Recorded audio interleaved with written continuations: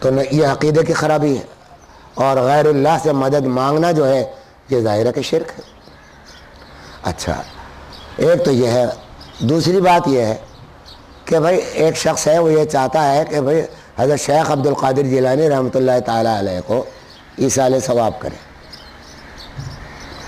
بڑا اچھی بات ہے، ثواب پہنچتا ہے، ہر عمل کا ثواب پہنچتا ہے، مالی عبادتوں کا بھی ثواب پہنچتا ہے، بلکہ جسمانی عبادتوں کے ثواب کے بارے میں تو کچھ دو رائے ہیں بھی علماء کی، لیکن مالی عبادتوں کے بارے میں تو متفقہ فیصلہ ہے کہ پہنچتا ہے۔ اب سوال یہ ہے کہ پہلے تو یہ بتائیے کہ آپ کے جو مردے آبا و اجداد، باپ دادا چلے گئے دنیا سے، کیا ان کے ذمے کوئی حق باقی تھا یا نہیں تھا جب وہ گئے؟ کیا انہوں نے اپنی نمازیں پوری ادا کر لی تھی؟ کیا انہوں نے اپنے روزے پورے کر لیے تھے؟ کیا انہوں نے کسی کا کوئی قرض لے کر دے دیا تھا؟ اگر تو شیخ عبد القادر جیلانی رحمۃ اللہ علیہ سے زیادہ حق ان کا ہے کہ آپ ان کے حقوق ادا کریں، ان کے نمازوں کو معاف کروائیں، ان کے قرضوں کو معاف کروائیں، ان کی عبادتوں کے اگر رہ گئے تو وہ معاف کروائیں، کسی کے دل دکھائیں تو ان کو معاف کروائیں، ان کی قبر میں ان کو عذاب اگر ہو رہا ہے اللہ پناہ میں رکھے تو آپ کا یہ عمل اس سے، ہر شیخ عبد القادر جیلانی اس عمل سے زیادہ خوش ہوں گے جب ان کو یہ معلوم ہوگا کہ اس نے میری اس بات کو چھوڑ کر اپنے فلاں عزیز کی تکلیف کو دور کیا۔ یہ حضرات تو ایسے شفیق ہوتے ہیں اولیاء اللہ اور علماء کہ جانوروں تک کے لیے دعائیں کرتے ہیں، کفار تک کے لیے دعائیں کرتے ہیں، سمجھا؟ تو اس لیے اگر آپ نے سب اپنے عزیزوں کے حق ادا کر دیے ہیں تو چلیے درجہ بدرجہ آپ اپنے بزرگوں کے ہوتے ہوئے شیخ عبد القادر جیلانی تک پہنچ جائیں، اور پھر اس سے آگے جائیے۔ صحابہ کرام ہیں، حضرت صلی اللہ علیہ وسلم، قربانی کے دن ہم بڑی قربانی کی ایک عظمت ہے، تو الحمدللہ بہت سے مسلمان وہ ہیں کہ جو نبی کریم صلی اللہ تعالیٰ علیہ وآلہ وسلم کے لیے قربانی ادا کرتے ہیں، اور وہ پہنچتی بھی ہے، اور حضرت صلی اللہ علیہ وسلم بہت بڑی فضیلت کی بات ضرور کرنی چاہیے۔ درود شریف کی کثرت یہ ایک ایسی چیز ہے کہ ہر جمعے کو حضور صلی اللہ علیہ وسلم کے دربار میں پیش ہوتی ہے کہ فلاں بندے کے نام سے کہ اتنی کثرت، تو درود شریف کی کثرت یعنی جمعے کے دن تو خاص طور سے کثرت کرنی چاہیے۔ ہمارے بزرگوں کا میرے ایک عزیز تھے بڑے قریبی، 20,000 درود روزانہ پڑھتے تھے، 20,000 مرتبہ، اور جمعے کے دن، اب مجھے عدد یاد نہیں، جمعے کے دن بہت کثرت کرتے تھے۔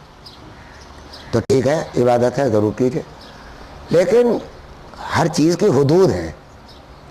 اب یہ جو 11ویں کر کے یہ جو سب کچھ کر رہے ہیں، مجھے آپ یہ بتائیے کہ بھائی کہیں سے تو بتا دیں، ثابت کر دیں کہ قرآن سے، حدیث سے، صحابہ کے عمل سے، تابعین کے عمل سے، ائمہ کے عمل سے، فقہا کے عمل سے، محدثین کے عمل سے، صوفیاء کرام کے جو جن کے نام پر آپ رجبی کر رہے ہیں ان کے عمل سے،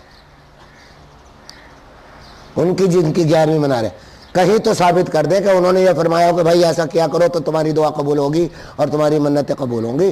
ثابت تو کرو کہیں، کہاں سے آ گئی یہ روایت؟ بس شیطان نے لگا دیا کہ یہ نیکی کا کام ہے۔ یاد رکھیے، نیکی کا کام صرف وہ ہے جس پر نیکی کا وعدہ رسول نے اور اس کے رسول اللہ نے کر لیا، اور جس پر وعدہ نہیں ہے وہ اگر اپنی مرضی سے آپ کر رہے ہیں تو وہ آپ اپنا شوق پورا کر رہے ہیں، سمجھا؟ اس پر ثواب نہیں۔ ایک بات۔ دوسری بات یہ